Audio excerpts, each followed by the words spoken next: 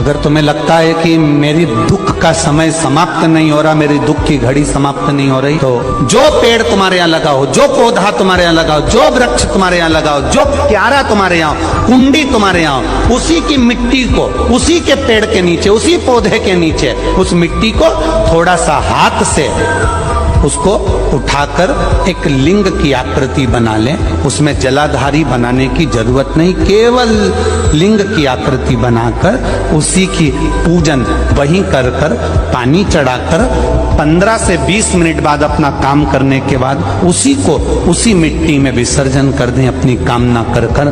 देव अधिदेव महादेव, चाहे वो विकलांग पैदा हो, पर जो शिव ने सोचा, रोती हुई सुजाता हाथ में जल लेकर महादेव को समर्पित करती है और चरण पकड़ लेती है। चरण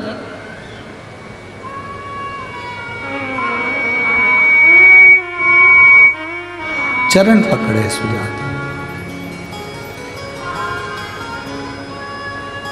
और अच्छे से समझ लो, बच्चा माइंड से विकलांग है। डॉक्टर ने कहा इस बच्चे का विकास नहीं हो रहा, बच्चे की बुद्धि काम नहीं कर रही है,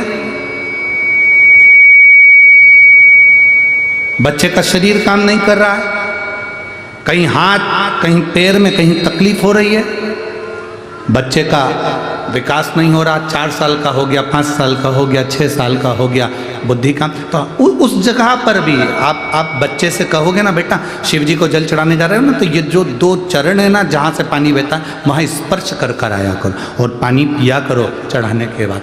आप 15 दिन 20 दिन उस बच्चे से करवा कर देखो, कितना भी माइंड से हम यहाँ तक कहेंगे, जिस बच्चे की कोई शरीर में विकास नहीं और बच्चा कहीं पड़ा रहता है, मुंह में से राल टपकती रहती है, उस बच्चे के लिए भी अगर ये प्रयोग करोगे तो 2 से 3 महीने में वो बच्चा अपने आप धीरे धीरे शरीर का विकास होना प्रारंभ हो जाएगा। वो स्थान ऐसा है,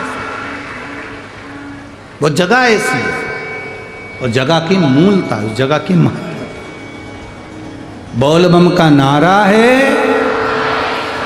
अच्छे जम के बोलो जरा, बोल बम का नारा है। उस स्थान की मूलता बढ़ जाती है, उस स्थान की मूलता। अब सुजाता रो रही है, शिव जी के चरण पकड़ लिए सुजाता, दबा रही है चरण। जल चढ़ाने के बाद जो चरण दबाया, रोती रोती कह रही है, मेरे पति ने मुझे श्राप दिया है, तेरे गर्भ में जो बच्चा होगा वो विकलांग पैदा होगा, तेरे गर्भ में जो बच्चा है वो विकलांग होगा, मेरा श्राप है, इसके गर्भ में जो बच्चा है वो विकलांग होगा।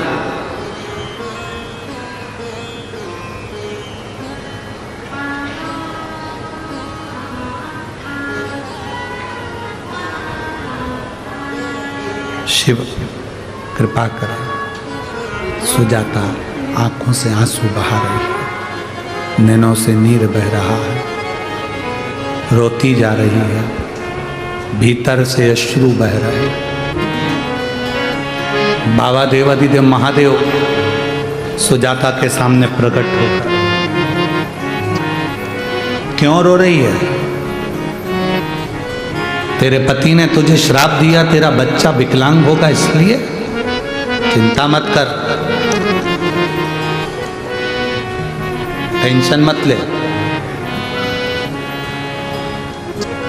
हाँ, तेरे पति के श्राप से तेरा बच्चा विकलांग तो होगा, पर मेरा वर है, तूने मेरे चरण का स्पर्श करा है।